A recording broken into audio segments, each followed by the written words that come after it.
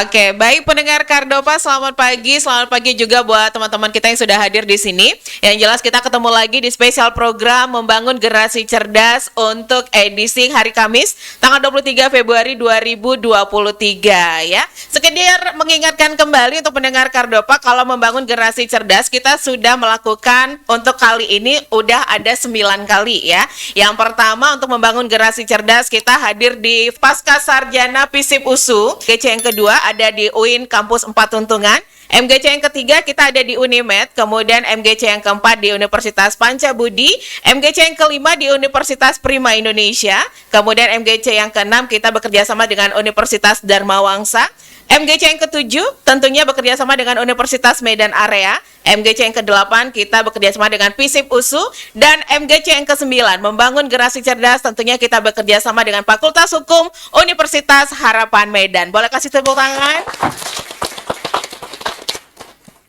Nah, sebelum acara kita mulai, ada baiknya seperti biasa kita akan menyanyikan dulu lagu Kebangsaan Indonesia Raya, dilanjutkan dengan Mars Harapan.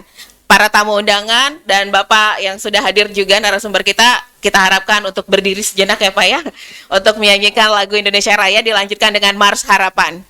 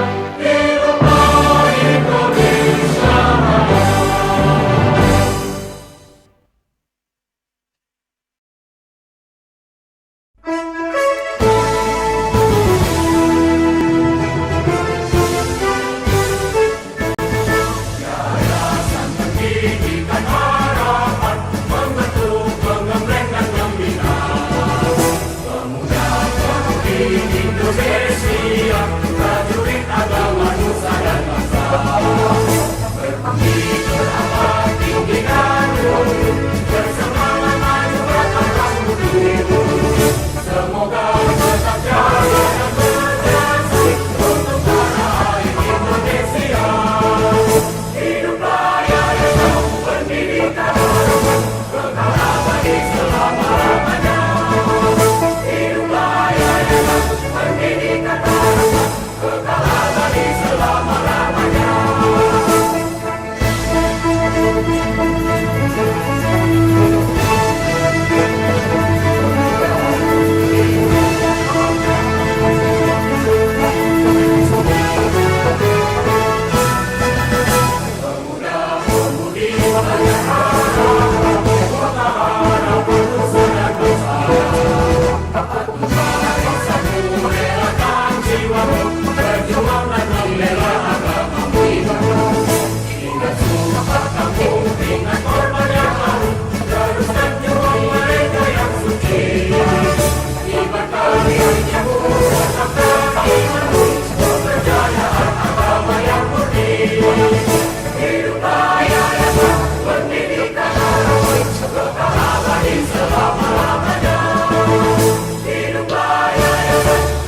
Oke, para tamu bisa duduk kembali.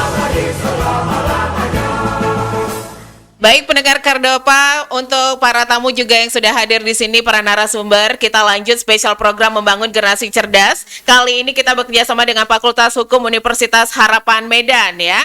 Kalau tadi kita sudah sama-sama menyanyikan lagu Kebangsaan Indonesia Raya dan juga Mars Harapan. Sekarang kita lanjut dengan kata sambutan dari Rektor Unhar. Ada Bapak Profesor Dr. Ando Sriadi, ST, MPD, MKom, PSD.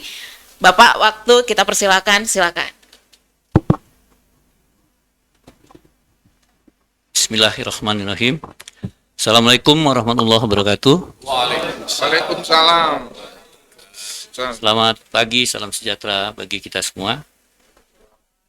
Yang sama-sama kita hormati di sini hadir orang yang tidak asing lagi, Bapak Irham Buana Nasution, SHMH, sebagai narasumber, juga Prof. Dr. Hasim Purbah, sekaligus Dekan Fakultas Hukum, juga hadir Sekretaris Yayasan dan tim Fakultas Hukum, ada Pak Sitorus, ada Pak Sinaga, juga ketua dari ketua Pak Oja. Dan terima kasih khususnya kepada Radio Kardopa, Pak Peter dan tim, serta adik-adik kami, mahasiswa yang berhadir. Alhamdulillah kita bisa hadir di tempat ini, dan ini merupakan momentum yang sangat penting.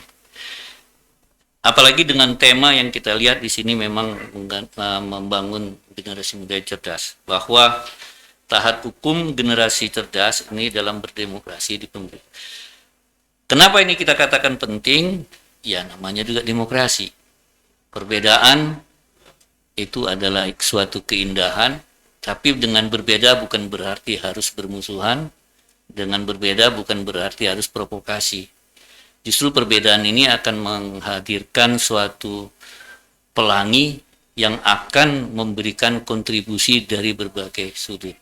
Jadi dengan momen yang seperti ini, saya pikir ini memang diperlukan terutama kepada masyarakat, khususnya para adik-adik mahasiswa.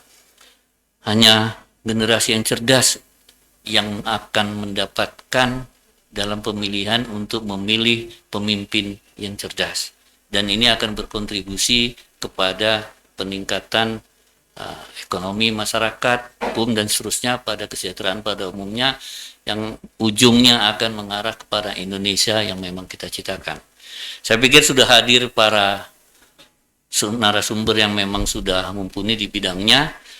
Sekali lagi kami mengucapkan terima kasih yang sebesar-besarnya kepada DPRD, khususnya di Divisi Humas dan Radio Kardopa, juga kepada segenap yayasan, Fakultas Hukum.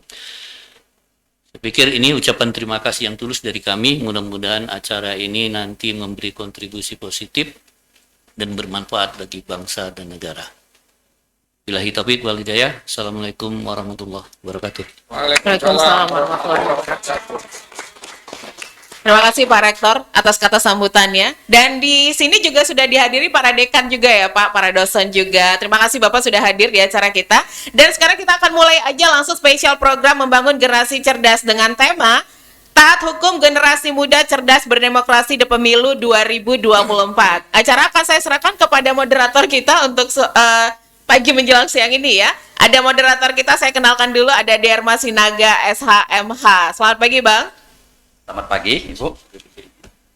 Baiklah, spesial program Membangun Generasi Cerdas dengan tema Taat Hukum Generasi Cerdas Berdemokrasi di Pemilu 2024 di Ruang Peradilan Semu Universitas Harapan Medan.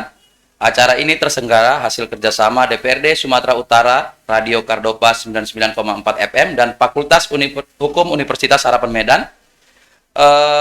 Bersama kita telah hadir narasumber yang pertama, yaitu Bapak Irham Buana Nasution, SHMHUM.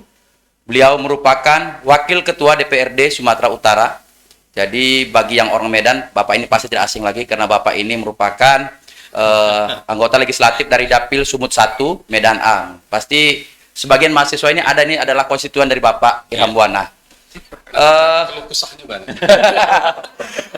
Narasumber yang kedua, pasti sangat tidak asing lagi bagi kita, Bapak Profesor Dr. Haji Hasim Purba. Beliau merupakan guru besar hukum Fakultas Hukum Universitas Sumatera Utara, sekaligus Dekan Fakultas Hukum Universitas Harapan Medan. Assalamualaikum. Selamat pagi. Kalau masih asing berarti sangat berdosa nih mahasiswa. Baiklah, profil singkat dari Bapak Irham Buana. Ini Pak, mohon maaf kalau ada keliru-keliru Pak, karena saya hanya mencari dari sumber-sumber yang mudah-mudahan terpercaya.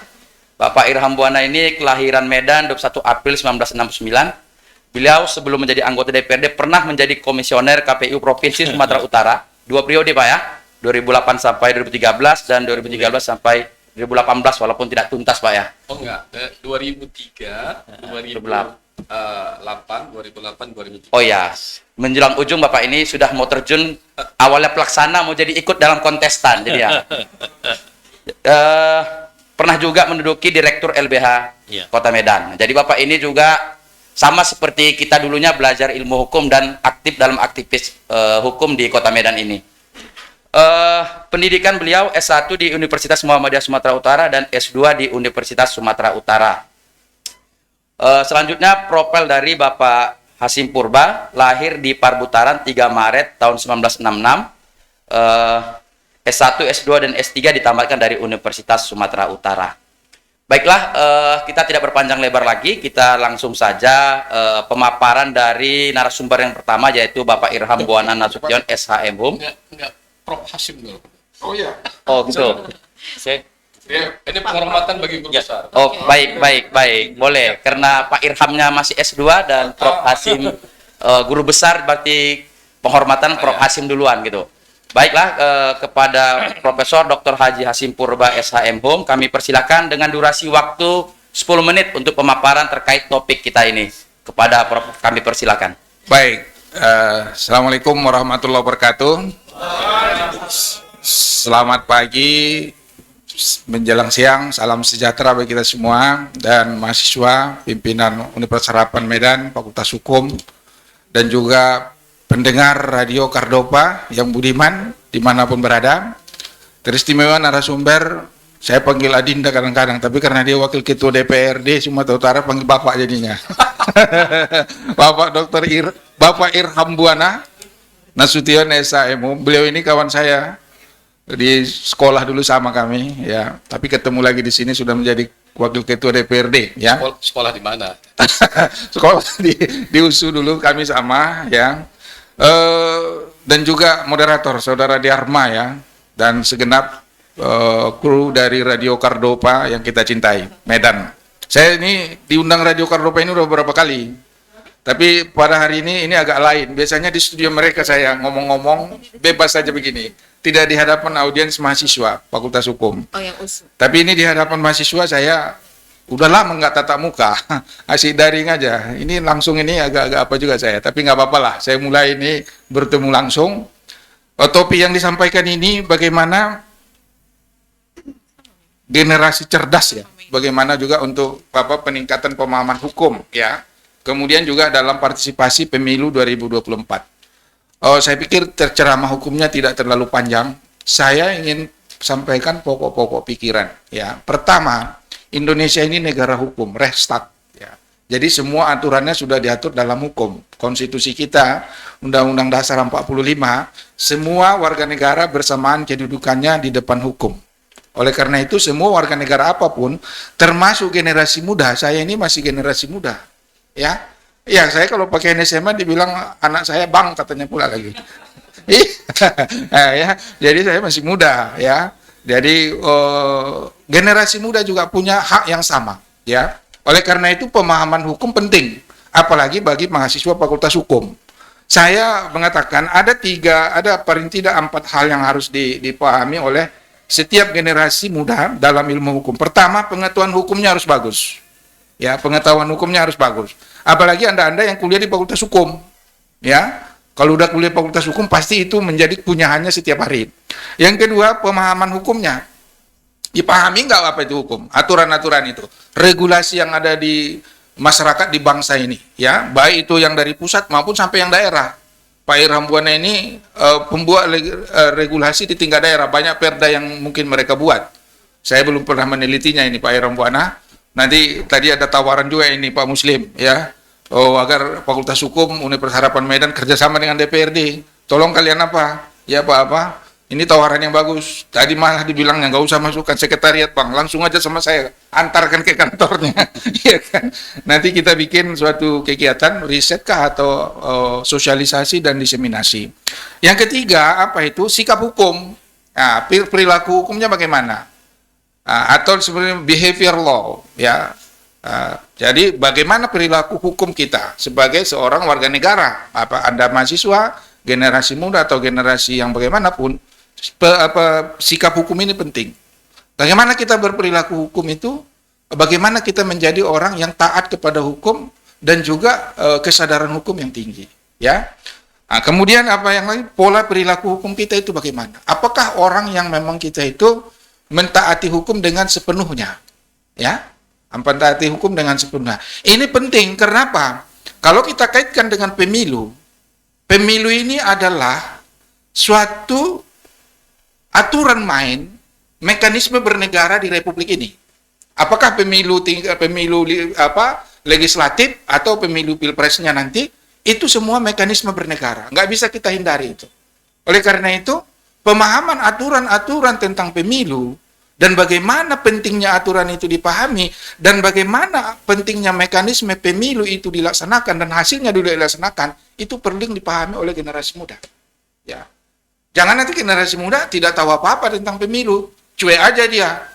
Mekanisme ini memang itulah yang terjadi menjadi konsensus nasional kita yang dijamin oleh konstitusi bahwa bernegara ini seperti itu, nggak boleh ada yang lain. Oleh karena itu, kalau kita beranjak kepada mekanisme bernegara ini, kesadaran hukum kita juga harus, pemahaman juga harus kuat, maka apa yang sudah disepakati ini harus dijalankan. Ya, ini kan banyak isu ini, pemilu ditunda ya. Apalagi jabatan presiden diperpanjang, ya kan? Nanti Pak Irham bisa ini, dia orang partai politik. Tapi kalau saya orang akademisi, pasti saya sorot ini. Saya orang yang pertama tidak setuju kalau pemilu ditunda, kalau tidak ada alasan yang kuat, ya kan? Yang kedua, saya tidak setuju kalau ada diperpanjang jabatan presiden, apalagi sudah 2 periode. Karena itu melanggar konstitusi. Mungkin nanti yang pertama mengajukan ngangkat kursi untuk menolak itu saya. Ya, saya nggak takut itu, karena memang saya harus taat dengan konstitusi. Generasi muda harus bisa begitu, menyuarakan itu. Ya. Yang kedua, generasi muda yang cerdas ini, yang punya literasi politik. Literasi politik, ya, kecerdasan juga untuk membaca bagaimana perkembangan politik, baik nasional maupun internasional. Kondisi bangsa kita saat ini akan ditentukan oleh pemilu 2024 yang akan datang. Apa hasilnya nanti, bagaimana mekanismenya, itu mempengaruhi perjalanan bangsa ini ke depan. Oleh karena itu, apakah nanti dalam dalam ranah pemilu untuk pemilu legislatif secara nasional dan juga pemilu presidennya, kemudian juga pilkada dan seterusnya itu sangat menentukan, ya. Kita tidak boleh lagi buta politik atau alergi terhadap politik. Jangan.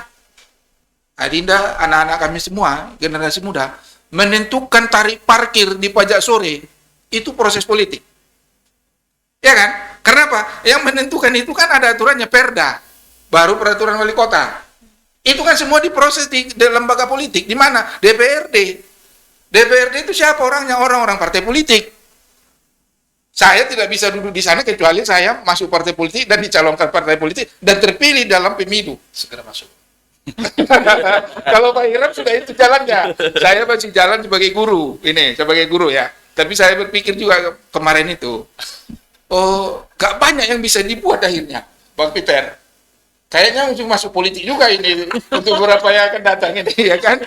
Beberapa yang akan datang ini masuk politik supaya bisa berubah. Karena itu, tapi katakan, mau menetapkan tarif parkir di pajak sore itu proses politik. Apalagi mengatur yang lain. Ya. APBD Sumatera Utara Pak Irham berapa? 14 triliun ya, kalau tidak salah. Lebih, 14 triliun lebih lah gitu. Itu proses politik. Kalau tidak disetujui kawan-kawan DPRD, itu tidak akan jadi. Ya kan? Nggak bisa dilakukan oleh Pak Gubernur dan jajarannya itu pembangunan di Sumatera Utara. Itu semua diramu di dalam politik. Oleh karena itu, politik tidak bisa kita hilangkan dari proses ini. Jangan alergi dengan politik. Jangan alergi. 2 minggu yang lalu saya diajak MUI Sumatera Utara. Pak Hasim bicara tentang politik identitas katanya. Ya saya bilang bisa saja. saya bicara tentang itu, tapi di sini nggak usah politik identitas. Bagaimana kecerdasan ini kita bangun, generasi muda bisa memanfaatkan momen politik 2024 untuk menjadi pemilih yang cerdas. Saya nggak kampanye di sini. Tapi pemilih, jangan nggak gunakan hak suara saudara, jangan nggak dorong pemilu ini bagus, kawal. Kami dulu waktu mahasiswa, zaman-zaman Orde Baru, Pak Irham ini dulu, masih ketua LBH, Dinda ya. Ini kritis ini dulu, tapi sekarang nggak tahu saya tambah kritis. Ini kritis, ini kena panah kakinya dulu, dipanah orang. Di apa sana, di dekat kantor LBH itu, dipanah itu kakinya itu, karena banyak kali protesnya.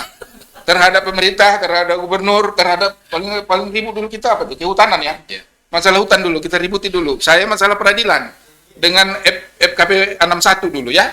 Bang almarhum Bang Saparudin dulu. Ya kita dikejar-kejar sama Dandim. Rapat dulu kita diperiksa itu. Saya pernah dipanggil ke Kodim itu dulu. Gara-gara buat rapat HMI. Saya ditanyain. Saya bilang, apa pula salahnya rapat? Mana KUHP-nya Pak? Aku bilang, aku fakultas hukum. Akhirnya nggak bisa ditahan orang itu, saya pulanglah kau ribut kali pun katanya. Ya kalau Bapak nggak lama kali kasih makan saya bilang. Saya mahasiswa ini. Belum makan tadi Pak, kos saya bilang. Jadi ini cerita cerdasnya orang anak-anak mahasiswa. Oleh karena itu anak-anak sekalian, saya berharap pertemuan ini sangat baik. Ya, pertemuan ini sangat baik. Kita berharap itu senang ini dengan ada pelaku politiknya yang sedang juga ada sebagai wakil ketua DPRD, ada kritik kita, ada. Saya ada kritik dengan Sumatera Utara ini ya. Sumatera Utara ini saya katakan masih sedikit sedikit care perhatiannya terhadap pengembangan dunia pendidikan, terutama pendidikan tinggi. Saya kemarin ketemu Gubernur Riau, Pak Samsuar, alumni Pisipusu. Saya ketemu di Pekanbaru, banyak dialog saya tentang pendidikan tanah wilayah. Golkar ya apa-apa, kamu aja yang disilakan Anda ya itu. Nggak masalah bagi saya itu. Saya tanya, apa kebijakan khusus Pak Gubernur terhadap mahasiswa-mahasiswa dari Riau? Ada beasiswa dia kasih. Apa Irap kalau bisa DPRD kita ini alokasikan lah untuk yang S2, ya kan? Kasih beasiswa untuk Sumatera Utara ini, ya kan? Mereka dapat itu dari Dikti, double beasiswanya Pak Peter. Dapat dari Dikti dapat ya kan? Karena menang dia kan? Beasiswa berprestasi. Tapi dari APBD, semua yang apa itu dikasih lagi APBD. Yuk, pulang-pulang kalian dapat saldo duit, dia saya bilang. Bisa kawin lagi Pak Hashim. Kata, jangan kawin lah kau. Nanti kau diusir sama binimu, saya bilang. Jadi itu saking hebatnya DPRD-nya. Ini DPRD semua tolong ini. Ya saya kasihan juga ini banyak mahasiswa yang terutama ya yang di swasta ini, Pak Iram. Kalau yang di negeri apa? Mengangsur apanya Bang Peter? SPP-nya. Ada yang nunggak itu, kadang-kadang nggak sampai hati juga, di-cancel ujiannya karena belum lunas. Saya bilang kadang-kadang bikin pernyataan lah. Yang penting dia menyatakan nanti, ini perlu Pak, beasiswa untuk mahasiswa-mahasiswa yang S1, yang S1 lah terutama. Ya, saya pikir ini, tentang pemilu, gunakan nanti kawal pemilu itu dengan baik 2024, gunakan hak suara-suara yang baik, mudah-mudahan terpilih yang terbaik. Saya nggak punya calon sekarang ini, tapi ada pun calon masih saya kantongi. Ya kan, belum bisa saya campurkan ya. Tapi kalau simpati kalian sama Pak Irham, ya sah-sah saja, ya kan. Saya bukan TS dia, tapi karena saya kenal dia, junior saya dulu waktu kuliah, dan dia aktivis, ya saya rekomendir juga dia. Terus terang aja saya bilang, daripada yang nggak saya kenal, ya kan. Daripada yang nggak saya kenal kan, lebih bagus kan. Tapi kalau ada nanti dari kalian mahasiswa, Pak, saya Pak Hashim generasi muda mau caleg juga saya, silahkan. Bisa bimbingan politik sama saya, gratis. Karena saya tahun 92 sudah caleg saya dulu. Caleg politik. Saya di kader juga di politik dulu. Nggak usah saya sebut namanya. Saya kader sampai tingkat nasional. Tapi jalur saya saja memilih pendidikan tinggi. Dulu saya istiqoroh. Mau jadi anggota DPRD tahun 92 atau jadi akademisi. Waktu itu yang saya tanya dulu, dosen senior saya, Profesor Dr. Soli Lubis. Pak Soli, saya ini cocok dari apa? Kamu jadi politik bagus juga, Sim. Tapi saya pilih udah sholat tadi malam, mau pilih jadi dosen. Ya udah jadi dosen kau kalau mau jadi dosen. Bapak pun dulu dosen ya katanya. Sampai hari ini saya dosen. Jadi terserah Anda. Ya, saya nggak mempengaruhi. Ini orangnya ada Irham. Saya juga bisa ada jadi apa nanti. Ada Muslim, ada yang lain-lain. Ada Anda sendiri. Jadi yang penting kecerdasan Anda dalam memahami aturan regulasi di Republik ini adalah modal dasar untuk bagaimana juga mengawal Republik ini termasuk dalam pemilu 2024 bisa kita hasilkan pemimpin-pemimpin baik di legislatif tingkat nasional, legislatif tingkat daerah, maupun di eksekutif yang bisa membawa bangsa ini ke dalam perubahan yang lebih baik. Ini sekarang sudah baik, tapi kita ingin yang lebih baik. Demikian ya, hidup mahasiswa. Hidup. mahasiswa. Terima kasih. Billahi taufiq wal hidayah. Wassalamualaikum warahmatullahi wabarakatuh. Waalaikumsalam warahmatullahi wabarakatuh. Luar biasa, sangat berapi-api Pak Dekan, seperti aktivis mahasiswa dulu lagi, sangat bernas. Ada beberapa poin ya, sebagai generasi muda mahasiswa juga, bahwa kita ini selaku warga negara Indonesia harus memiliki pemahaman hukum yang baik terkait pemilu. Begitu juga kita harus memiliki sikap hukum, dan yang terakhir adalah literasi politik yang baik gitu. Kita harus kuasai itu, jangan anti dengan politik. Baiklah, nggak berpanjang lebar lagi. Selanjutnya kita kepada narasumber yang selanjutnya, Bapak Irham Buana Nasution, SHM Hum. Kepada Bapak kami persilakan, Pak. Ya, makasih. Assalamualaikum warahmatullahi wabarakatuh. Selamat siang, salam sejahtera bagi semuanya. Yang terhormat Sekretaris Yayasan Universitas Harapan dengan seluruh jajaran, yang terhormat senior saya, Dekan Fakultas Hukum Universitas Harapan, Profesor Dr. Hashim Purba. Beliau sudah duluan guru besar, walaupun satu angkatan di USU, awak tak tamat-tamat. Yang terhormat moderator, Bang Peter dengan seluruh jajaran Radio Kardopa, kawan-kawan mahasiswa yang saya hormati. Saya ingin bicara bagaimana kita menyambungkan nilai-nilai hukum dengan demokrasi. Karena apapun alasannya, setiap produk hukum itu tentu didasarkan pada kebijakan politik. Tidak ada peraturan perundang-undangan, mulai dari undang-undang dan seterusnya sampai kepada peraturan gubernur, peraturan daerah, yang kemudian lahir begitu saja tanpa kompromi politik. Sehingga kemudian persoalan-persoalan yang terjadi di tengah-tengah masyarakat berkaitan dengan penegakan hukum, produk hukum itu sendiri, itu adalah produk politik. Sehingga memerlukan dukungan dari masyarakat. Karena tidak mungkin satu produk politik yang melahirkan kebijakan dalam rangka kesejahteraan rakyat itu tanpa kemudian melakukan sharing, melakukan konsultasi publik kepada masyarakat. Termasuk ketika misalnya DPRD Sumatera Utara akan melahirkan satu kebijakan atau peraturan daerah atau kemudian politik anggaran daerah tanpa kemudian memerlukan dukungan dari warga masyarakat Sumatera Utara. Sehingga menurut saya, apapun alasannya, hukum selalu berkolerasi dengan demokrasi. Hukum selalu berinteraksi dengan politik. Hukum itu satu tarikan napas yang sama dengan politik. Sehingga ini yang kemudian harus kita lihat lebih jauh. Apakah produk-produk politik, apakah produk-produk hukum itu memang memberikan dampak positif bagi masyarakat atau tidak? Itu yang pertama. Yang kedua, bahwa setiap produk hukum itu kemudian akan melahirkan implikasi yang besar pengaruhnya bagi masyarakat, termasuk misalnya peraturan daerah di Sumatera Utara yang kemudian melahirkan kebijakan untuk diikuti, untuk dilaksanakan oleh masyarakat Sumatera Utara, tentu ini juga akan memberikan pengaruh baik positif maupun negatif. Oleh karena itu, pemilu salah satu instrumen demokrasi. Pemilu itu kemudian adalah satu mekanisme ketatanegaraan yang memang telah kita bangun berdasarkan konstitusi kita. Kita sudah bersepakat melalui forum-forum kebangsaan, melalui MPR, melalui DPR, dan juga seluruh pemangku kepentingan bangsa ini sudah berkonsensus sejak berpuluh-puluh tahun yang lalu, bahkan sejak pemilu tahun 55 sampai saat ini, bahwa pemilu adalah satu-satunya jalan demokrasi dalam rangka kepemimpinan nasional. Baik itu pemilu presiden, pemilu anggota DPR, DPD, DPRD provinsi, kabupaten kota, pemilu gubernur, bupati, dan wali kota. Dan pemilu itu kemudian disepakati dilaksanakan dalam 5 tahunan.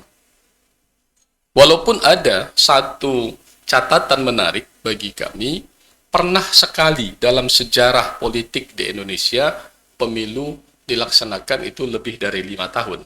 Yaitu kalau tidak salah adalah pemilu tahun 1999.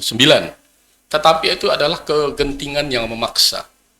Kegentingan yang memaksa yang kemudian mengharuskan dibuat konsensus bangsa Indonesia harus dilaksanakan pemilu lebih cepat dari yang sudah ditetapkan dalam Undang-Undang Dasar 45.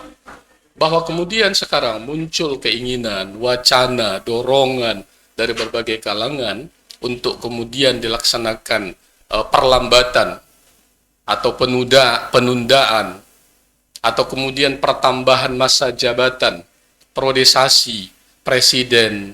Karena ketika priorisasi presiden diperpanjang, itu akan berimplikasi juga memperpanjang masa jabatan anggota DPR.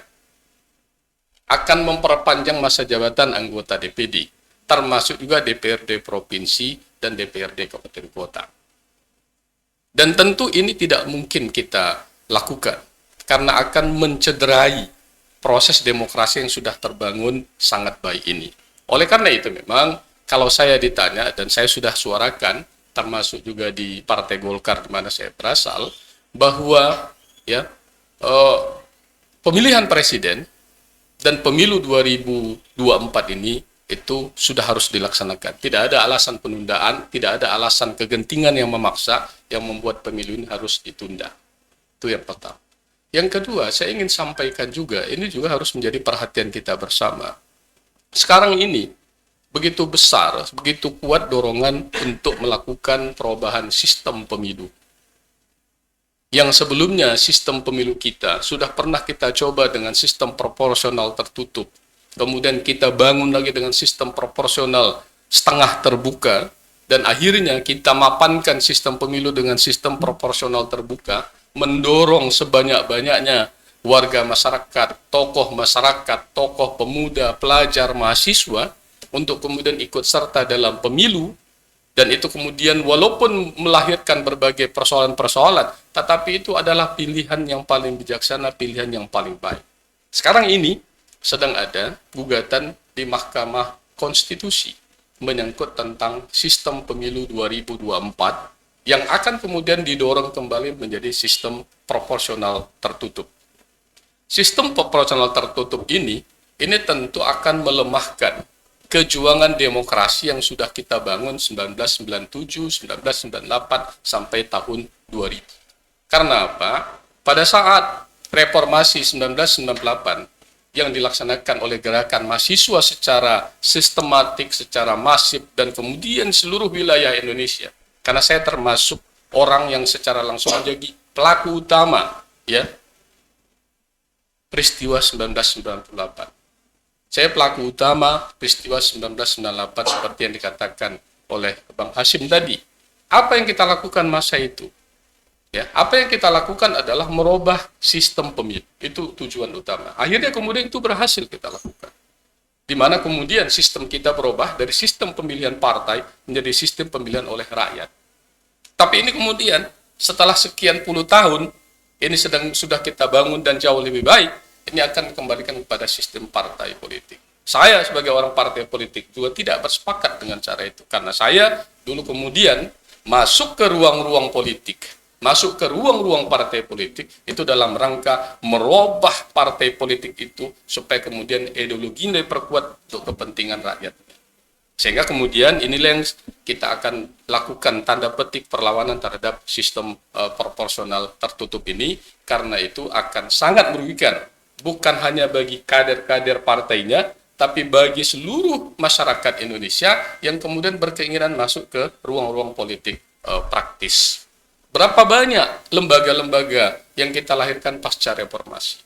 Ada Komisi Pemberantasan Korupsi, ada Komisi Yudisial, ada Komisi Pemilihan Umum, ada Komnas Nasional Hak Asasi Manusia, dan lembaga-lembaga lainnya. Semuanya itu kemudian sudah terlahirkan dari pasca reformasi. Tapi kemudian ini proses demokrasi ini akan dilemahkan kembali dengan perubahan sistem politik ini. Dan terakhir saya ingin sampaikan bahwa apa yang disampaikan oleh Bang Hashim tadi tentu akan banyak kritik ya terhadap kami. Saya berada di partai politik ya, itu satu pertarungan yang sangat genting.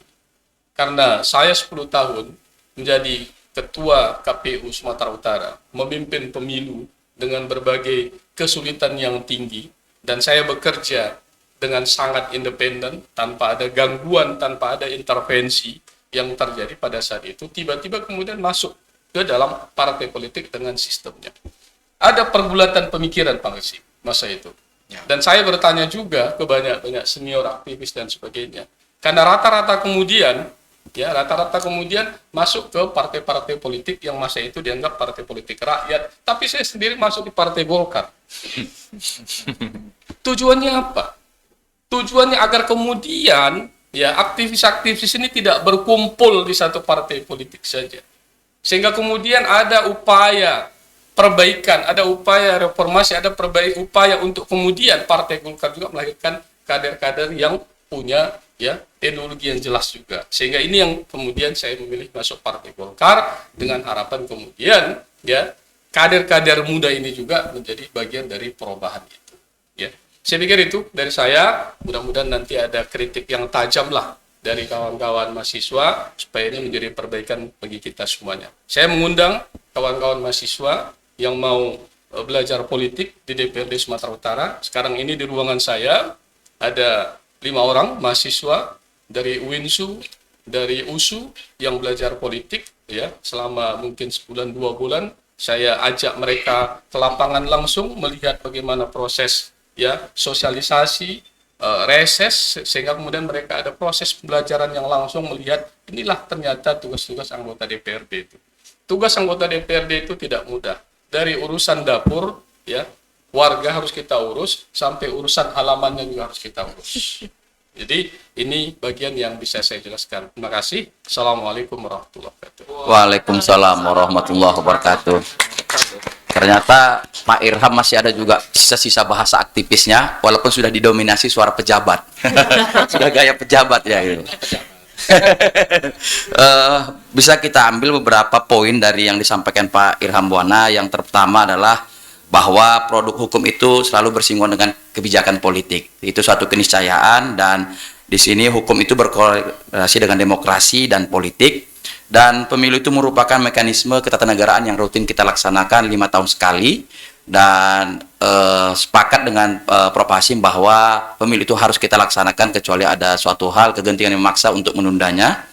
Dan yang terakhir, isu-isu terkait pemilu, yaitu adanya perubahan sistem pemilu yang menurut Pak Irham Buana itu melemahkan jiwa-jiwa demokrasi yang kita bangun sejak reformasi tahun 98. Itu tadi yang sudah dipaparkan dari 2 narasumber kita. Selanjutnya kita ini memang sesinya mahasiswa nih, yaitu dialog dan tanya jawab. Saya yakin dari wajah-wajah mahasiswa ini sudah banyak pengen bertanya atau pengen diskusi dengan para narasumber kita yang hadir hari ini. Ini kita buat 2 termin ya.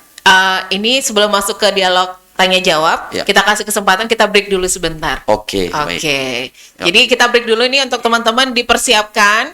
Ada narasumber kita yang akan menjawab pertanyaan-pertanyaan teman-teman semuanya. Nanti bisa maju ke depan ya untuk bertanya langsung ke 2 narasumber kita. Kita akan kembali lagi nanti di program spesial Membangun Generasi Cerdas. Jangan kemana-mana, pastikan untuk stay tune terus di 99,4 FM Radio Kardopa, atau juga live Facebook kita. Bisa saksikan langsung di live Facebook Kardopa 994 FM, atau juga live streaming kita di www.kardopafm.co.id.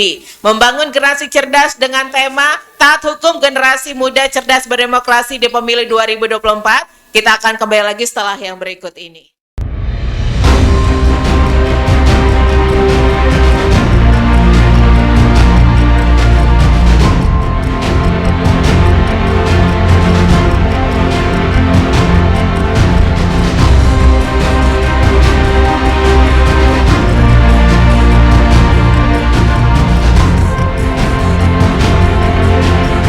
Stay tuned. Yeah.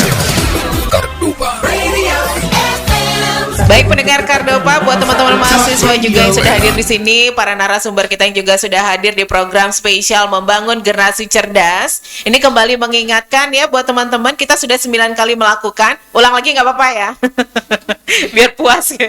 Yang pertama tentunya kita hadir tadi di Pasca Sarjana FISIP USU, kemudian MGC yang kedua ada di UIN Kampus 4 Tuntungan, MGC kita yang ketiga ada di Unimed, MGC yang keempat di Universitas Pancabudi, MGC yang kelima di Universitas Prima Indonesia, MGC yang keenam ada di Universitas Dharma Wangsa, kemudian MGC yang ketujuh Universitas Medan Area ya, kemudian yang ke-8 di FISIP USU, dan yang ke-9 Fakultas Hukum Universitas Harapan Medan. Boleh kasih tepuk tangan lagi. Nggak capek tepuk tangan aja kan? Oke, sekarang waktunya kita akan masuk ke sesi tanya jawab. Nih jangan lupa juga bisa disaksikan live Facebook kita di Kardopa 994 FM atau juga live streaming kita di www.kardopafm.co.id. Acara kita serahkan kembali ke moderator untuk sesi tanya jawab nih. Silakan. Baik. Untuk Bang Dear Masinaga. Terima kasih Bu Desi. Saya bilang ini bahasanya ini kita dialog aja ya. Mahasiswa boleh bertanya, boleh menyampaikan pendapat, kritik juga boleh, saran, apalagi ada wakil rakyat kita di sini, atau berkeluh kesah juga boleh. Tadi dikasih Pak Wakil Ketua berkeluh kesah juga boleh kan gitu. Mumpung ada Wakil Ketua DPRD Sumatera Jadi Utara. kita berkesempatan ini, biasanya reses itu terbatas, nggak bisa kita ikuti, tapi ini datang ke kampus kita. Jadi kepada adik-adik sekalian kami persilahkan, mungkin ini kita bagi 2 termin pertama 3 orang dulu ya gitu. Bagi yang berkeinginan silahkan angkat tangannya. Boleh kemari? Kalau ketinggian ya.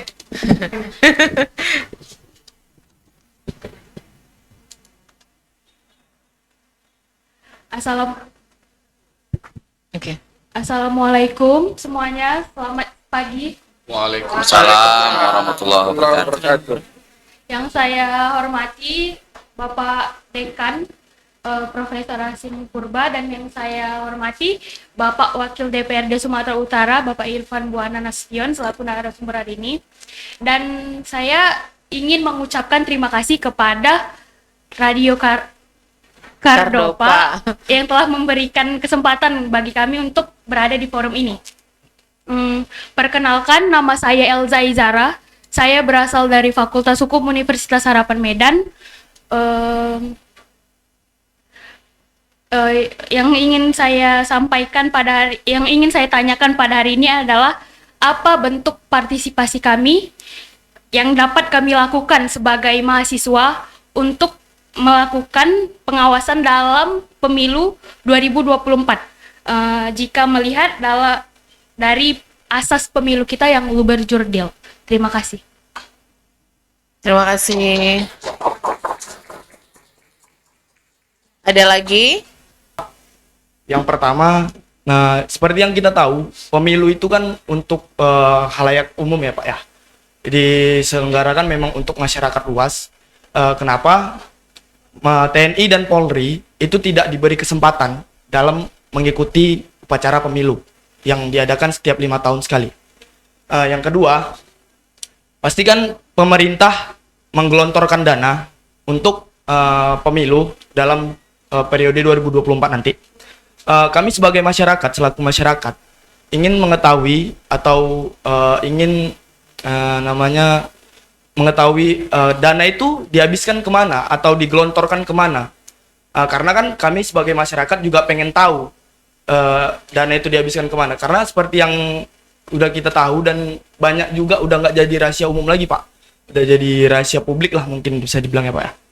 Wakil rakyat ini kebanyakan korupsi. Jadi ya iya Pak ya. Iya. Kebanyakan, nggak semua. Saya nggak bilang semua, kebanyakan. Oknum gitu ya. Oknum tertentu. Mungkin saya percaya Bapak nggak bakalan seperti itu. Amin. Bapak amanah dan terpercaya mungkin ya Pak ya. Tapi saya pengen tahu nih Pak, sebagai masyarakat ya transparan gitu terhadap masyarakat, kemana dana itu digelontorkan atau disalurkan. Sementara kan ya uang dari pemerintah itu uang dari rakyat juga. Ada istilah dari rakyat untuk rakyat gitu kan Pak. Ya sebagai rakyat juga saya berhak tahu kemana dana itu digelontorkan. Karena ya takut terjadi aja hal-hal seperti itu Pak. yang korupsi nggak jelas itu. Gunanya sih apa untuk korupsi gitu? Padahal kan sama-sama menikmati fasilitas yang ada di negara Indonesia ini. Tapi kenapa sampai korupsi? Begitu aja sih Pak. Sekian dari saya. Terima kasih. Terima kasih. Satu lagi di kasan pertama. Sebelum dijawab, ya silakan Abang. Bismillahirrahmanirrahim. Assalamualaikum warahmatullahi wabarakatuh.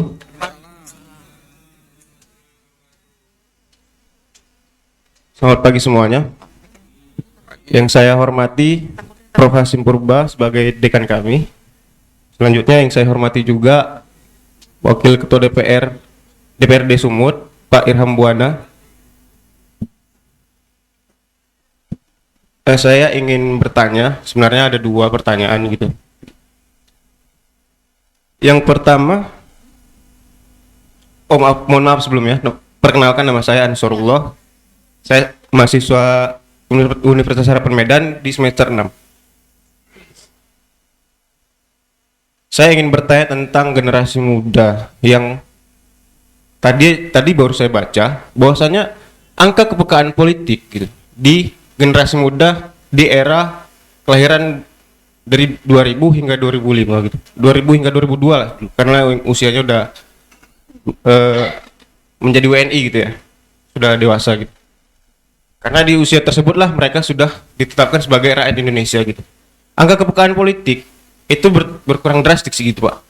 Nah, itu kira-kira tugasnya siapa sih gitu untuk meningkatkan kepekaan itu tadi? Karena angka golput itu semakin tinggi gitu. Nah, gitu. Angka golput itu semakin tinggi dari per periodenya gitu. Sementara ya kalau misalnya gini, kalau kami menasihati sesama kami itu pasti ya siapa sih lo gitu, siapa sih kamu gitu. Ibaratnya ya ketika sesama usia itu saling menasihati itu kayak nggak diterima gitu. Nah, jadi itu tugasnya siapa untuk meningkatkan kepekaan itu tadi. Nah, kenapa? Agar mahasiswa itu kembali kepada masa-masa kritisnya gitu Pak. Itu meningkatkan kepekaan dan kepedulian mereka terhadap dunia politik gitu. Apalagi mahasiswa hukum kan, yang Bapak bilang tadi bahwasanya satu helaan nafas gitu, hukum dan politik ini gitu. Itu sih Pak. Itu pertanyaan saya pertama, tugasnya siapa gitu untuk meningkatkan kepekaan. Yang kedua, terkait dengan sistem proporsional terbuka dan tertutup tadi. Dan udah beberapa periode terakhir itu menggunakan sistem proporsional terbuka di pemilu ya Pak.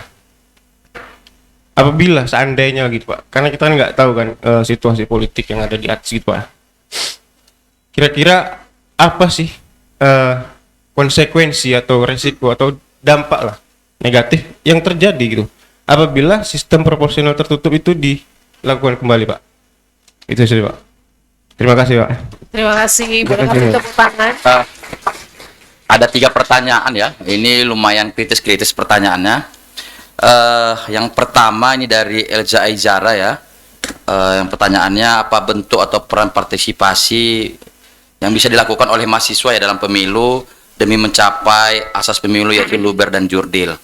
Ini mungkin bisa dijawab oleh kedua narasumber kita juga. Yang kemudian yang kedua dari Alwi Pratama, pemilu itu untuk halayak luas. Ada 2 pertanyaan ya, kenapa TNI Polri tidak ikut pemilu? Dan yang kedua pertanyaan adalah anggaran pemilu yang besar itu dihabiskan kemana saja gitu. Bentuk transparansi penggunaan anggaran itu seperti apa gitu, biar rakyat mengetahui.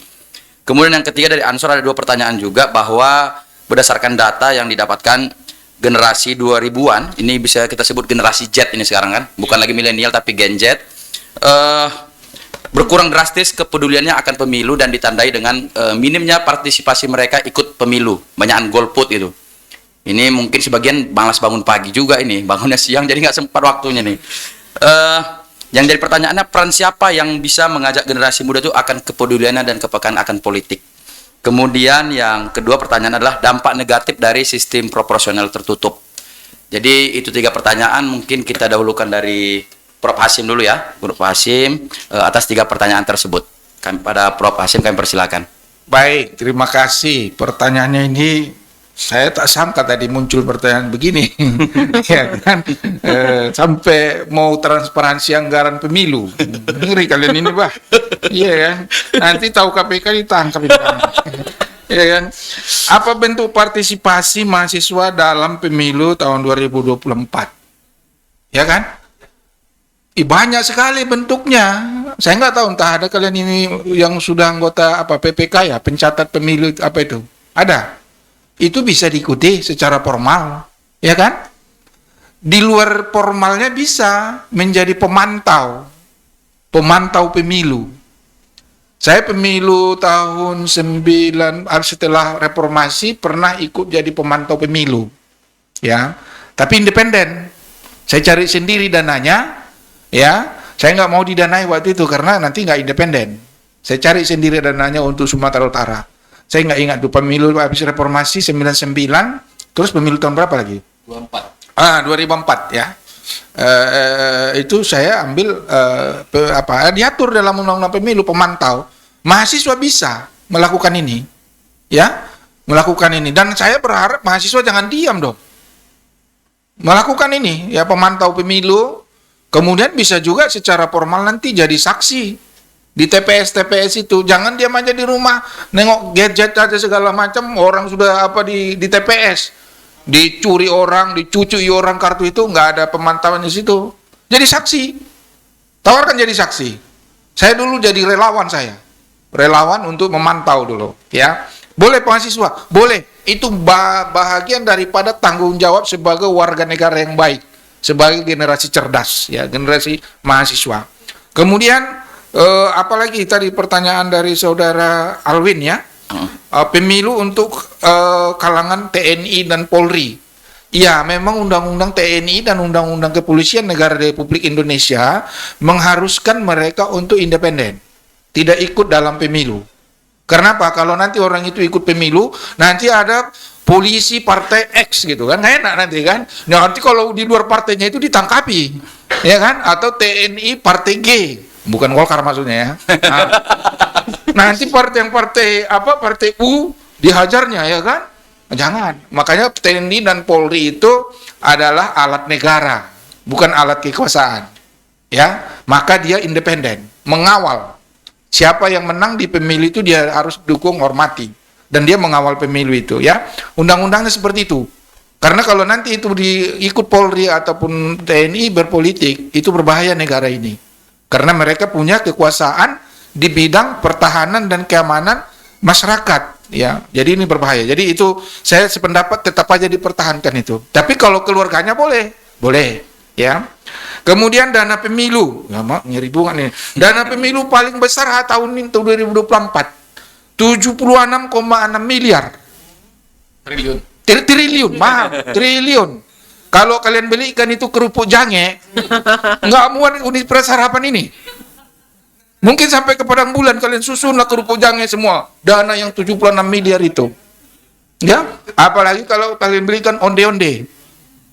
Lempar-lemparan kita bisa. Bagaimana? Banyaknya dana itu. Ini dana paling besar sejarah pemilu di Indonesia. Saya nggak tahu. Saya maunya ini KPU, ya, ini melalui suara ini bisa apa nanti kalau dibuatkan di YouTube ini, KPU transparan lah. Budgeting sudah e-budgeting sekarang. Untuk apa yang 76 triliun ini? 76,6 triliun hasil kesepakatan Komisi 2 DPR RI dengan KPU yang sudah ditandatangani tahun yang lalu. Ngeri ini, 76 triliun ini, ya, itu nanti akan digunakan oleh penyelenggara pemilu baik KPU-nya maupun Bawaslu-nya. Bawaslu-nya lain lagi Pak Iram, ya. Lain lagi anggaran Bawaslu, banyak kali. Makanya anggaran yang begitu mahal, kalau kita tidak berhasil melahirkan pemimpin, baik itu di eksekutif maupun legislatif maupun di DPD nanti, aduh konyol kali lah kita. Ya kan, bagus bentuk kita kerajaan kita nanti enak, ya kan? Tapi kan nggak sesuai dengan undang-undang. Ya, saya minta ini transparan. Kalau bila penting, mahasiswa Fakultas Hukum bikin tulisan di artikel ataupun di opini di koran. Nanti saya bantu bisa tulisannya saya terbitkan di media. Saya bantu. Bagaimana transparansi anggaran pemilu yang begitu hebat banyaknya, ya kan? Itu kalau disalahgunakan itu sangat berdosa sekali dan bisa ditangkap sama KPK nanti, ya. Saudara Nasrullah tadi mengatakan generasi muda banyak yang tidak peduli. Ini jadi pelajaran sama kita. Generasi muda apalagi tahun 2000, kelahiran tahun 2000. 2000 tahun 2000 itu kan nanti usianya udah 24 tahun itu kan. Udah ikut pemilu. Ini kalau tidak diberdayakan ini dari sekarang, oh lu kasihan, sayanglah pemilu ini digunakan orang-orang yang jahat atau orang-orang yang tidak bertujuan baik dengan republik ini. Generasi muda jangan abai. Ya, jangan abai. Golput dari dulu, penyakit golput ini nggak bagus. Saya dari dulu paling tidak suka, zaman Orde Baru pun saya sudah ikut juga, ikut-ikutan di kampanye. Tapi tetap saya kampanyekan jangan golput. Karena golput itu adalah suatu pilihan yang sesat menurut saya secara politik. Sesat politik. Makanya ya kalau saya ya kembangkan kalian, mungkin pemilu yes, golput no. Ya kan? Bikin slogannya Pak Peter ya kan? Pemilu yes, golput no. Nggak usah golput. Kalau golput Anda, ini pemilu akan jalan. Proses ini akan jalan terus. Kalaupun kita ada generasi muda golput, tetap aja quorum itu, dianggap sah itu. Tapi nggak ada partisipasi kita. Negara ini bisa diambil orang-orang yang tidak sesuai dengan nanti misinya, dengan tujuan bangsa ini didirikan. Apa tujuan bangsa ini didirikan? Ya, melindungi segenap bangsa Indonesia, mencerdaskan kehidupan bangsa, dan seterusnya, mewujudkan masyarakat adil dan makmur. Itu tujuan konstitusional kita. Kalau generasi muda tidak peduli dengan ini, abai, waduh kemana nanti bangsa ini dibawa? Kami ini, saya udah usia di lebih dari 50 ya, jalan mau 58 ini. Ya kalau saya nanti kalian ya kami jadi berdosa juga. Berarti kami gagal mewariskannya. Apalagi Anda mahasiswa. Mahasiswa Fakultas Hukum harus menjadi corong bagaimana pentingnya bernegara ini, termasuk bagaimana pentingnya pemilu ini kita kawal supaya menjadi pemilu bersih, jurdil, dan bermartabat kalau bisa lagi, ya. Jadi tidak dilakukan seperti yang jangan golput lah. Kemudian nanti Pak Ilham bisa tambahin lagi. Ini saya proporsional dan terbuka, proporsional tertutup. Ini memang perdebatan. Ya. Kalau dulu proporsional tertutup, itu kita seperti kata orang beli kucing dalam karung. Tak tahu kita yang mau pilih siapa itu. Yang kita pilih partainya, akhirnya suka-suka ketua partai nanti menentukan siapa yang jadi. Ya kan, kalau saya ketua partai, nanti suka-suka saya. Yang konstituennya cuma satu orang, itu pula yang saya bikin jadi. Yang konstituennya ada 100.000 karena saya jijik nengok dia, nggak jadi saya bikin. Kan nggak tersalurkan aspirasi konstituen.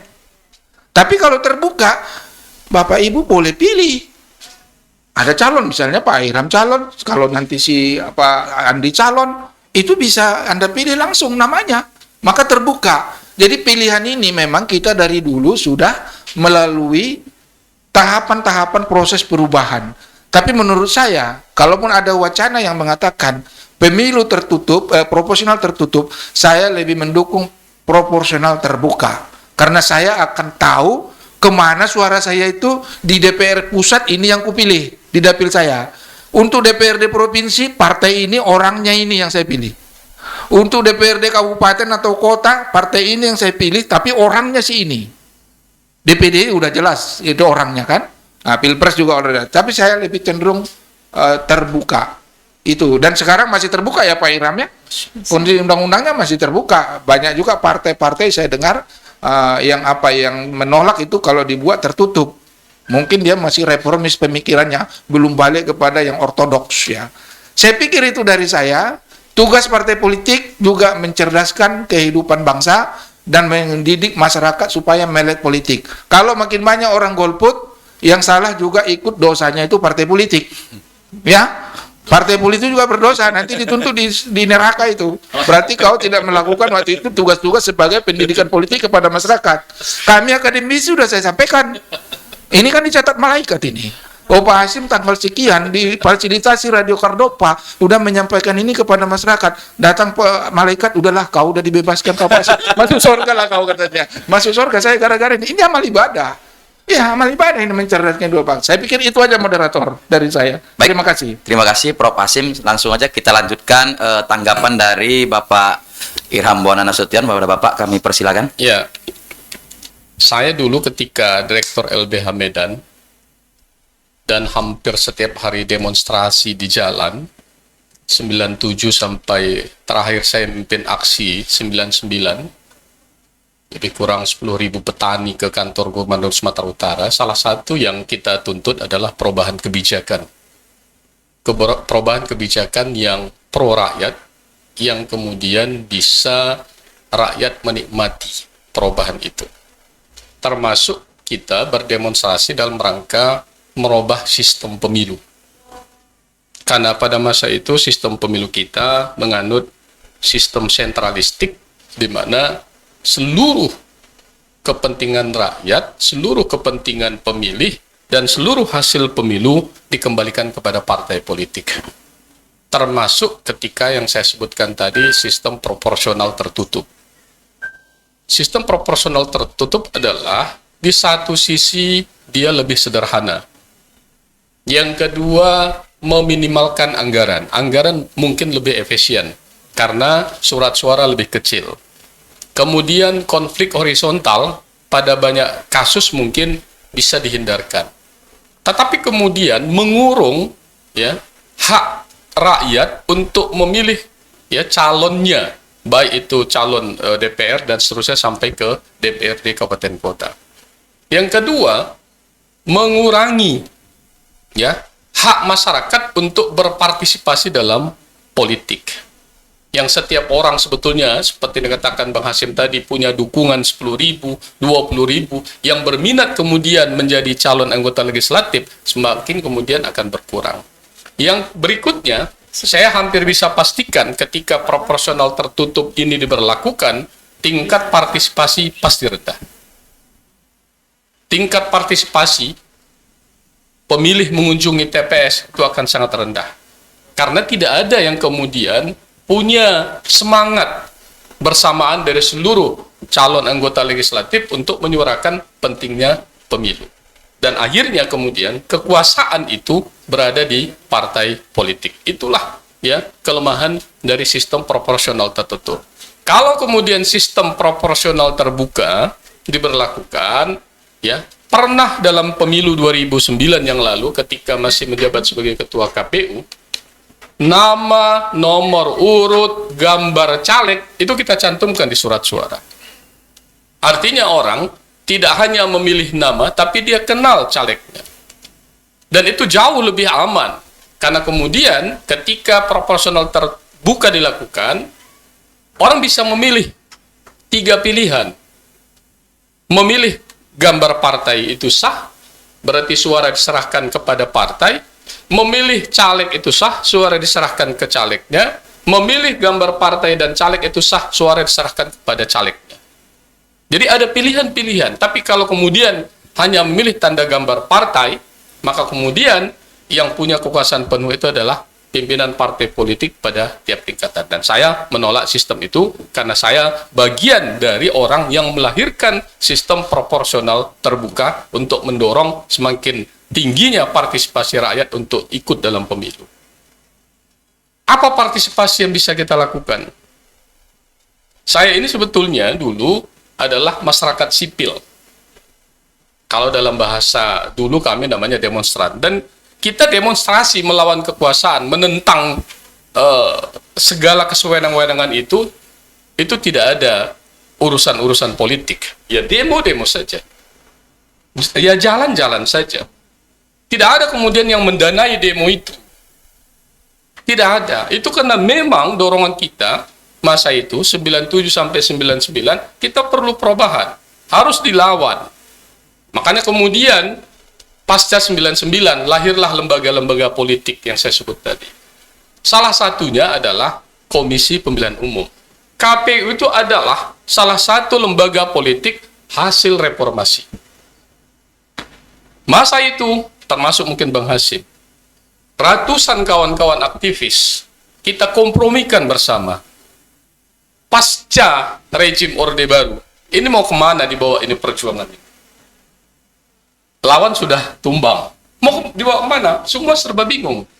Ada yang sebagian tetap bertahan di lembaga swadaya masyarakat dengan isu-isu yang diangkatnya, Tapi sebagian besar itu kemudian memilih pilihan-pilihan politiknya.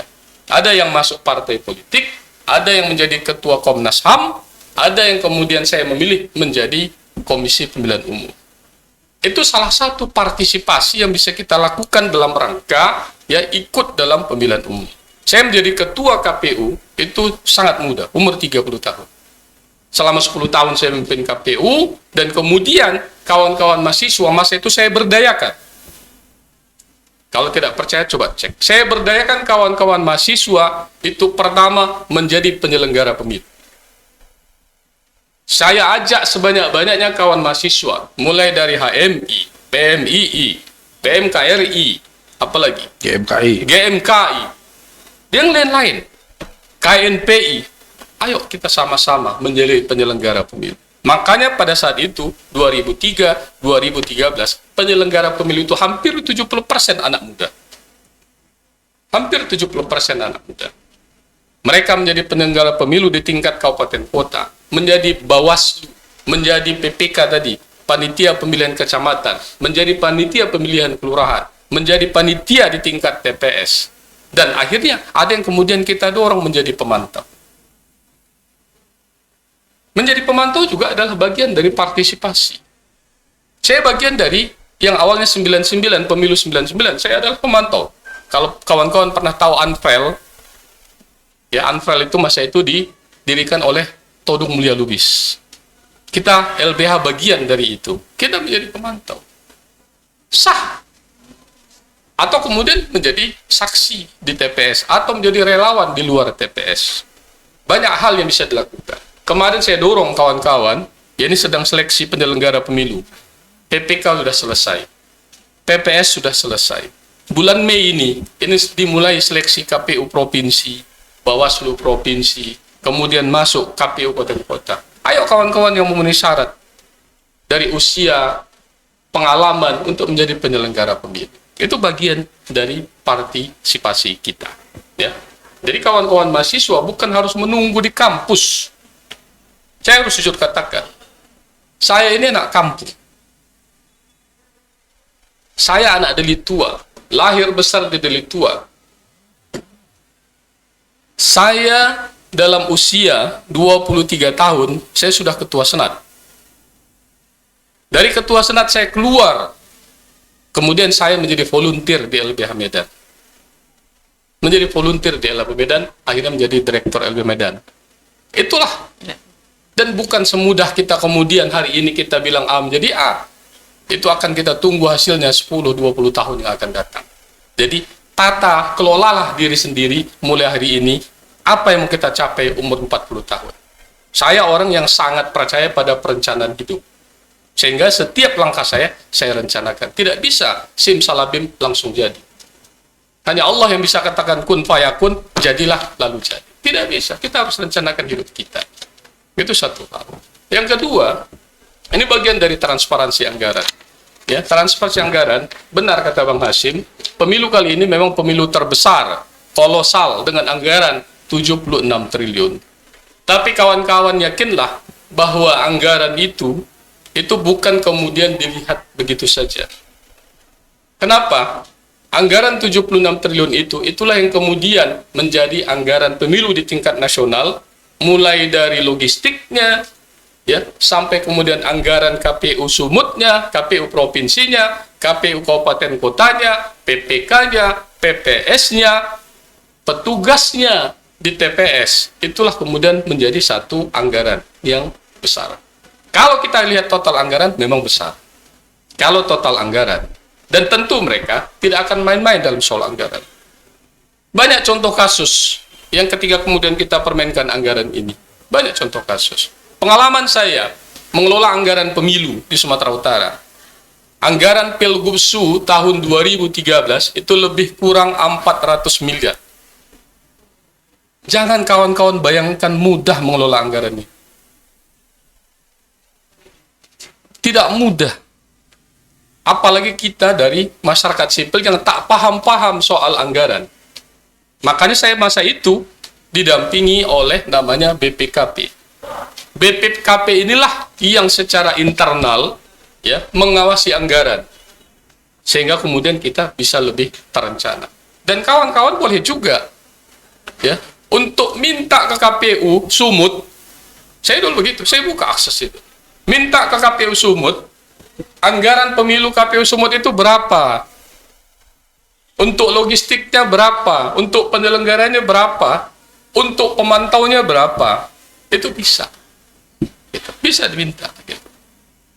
Termasuk anggaran DPRD. Seperti yang kata Bang Hasim. Anggaran DPRD Sumut itu berapa? Anggaran APB itu berapa? Kalau kawan-kawan mau, buku APB itu saya kasih sama kawan-kawan. Silakan analisis, silakan kuliti, lihat di mana yang salah, demo DPRD.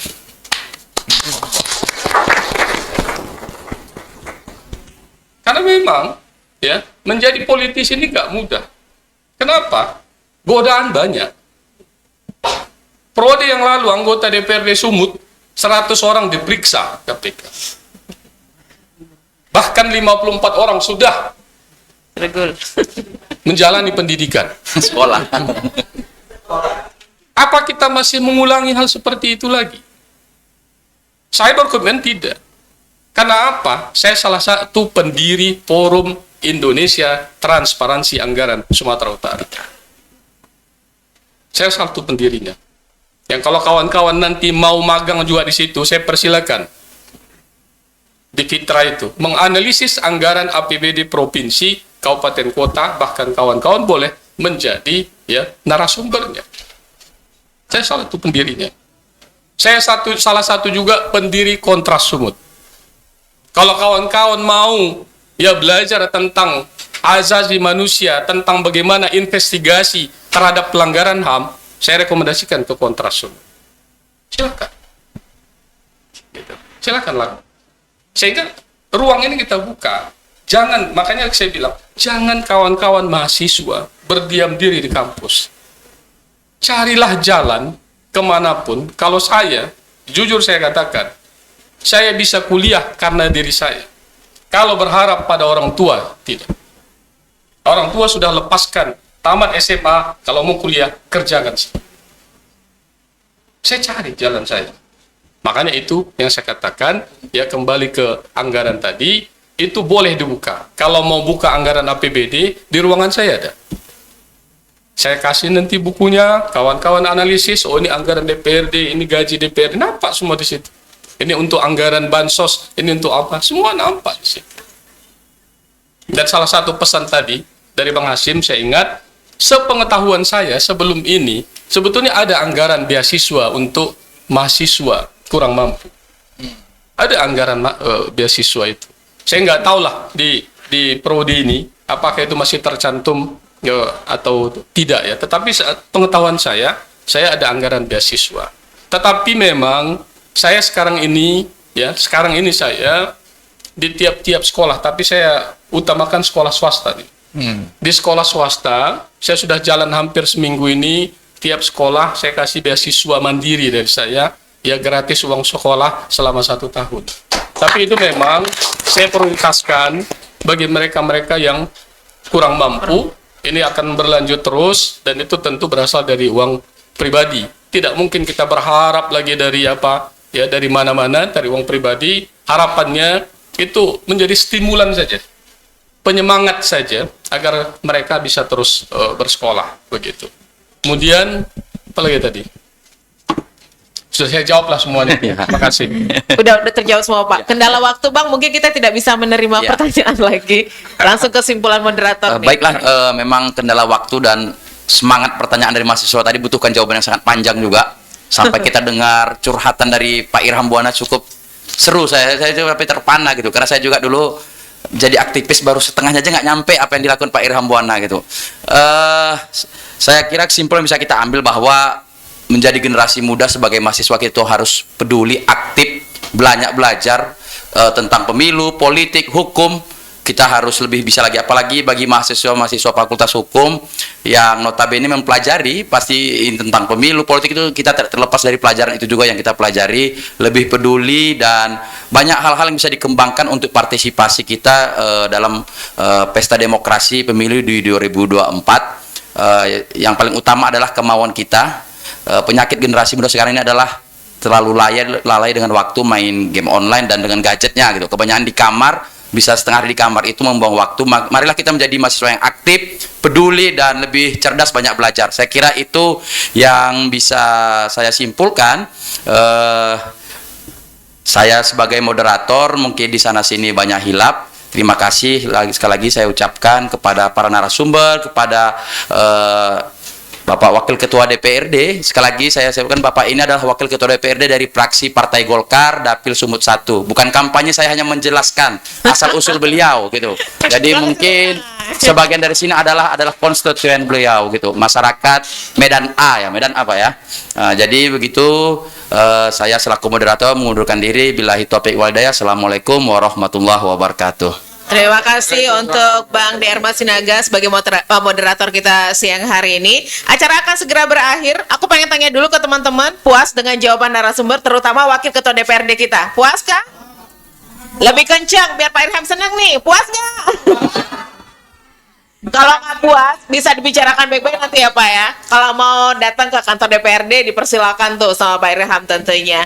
Baik pendengar Kardopa, dan untuk teman-teman narasumber kita juga yang sudah hadir di sini, para dosen dan dekan juga dari Universitas Harapan Medan.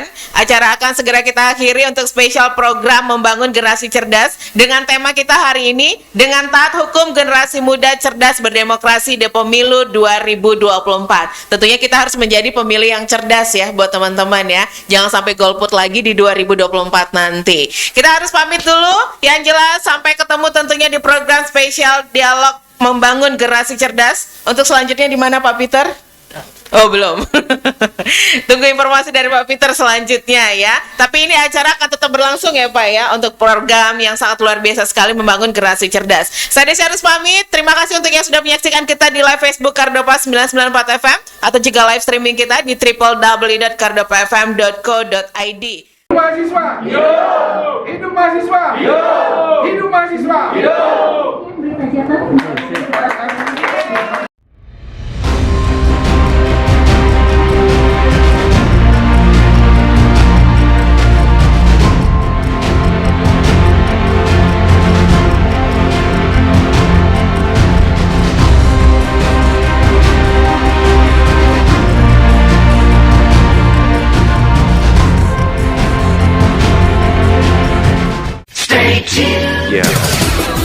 Radio FM. Satu untuk tetap jadi nomor satu. Talk Radio Medan.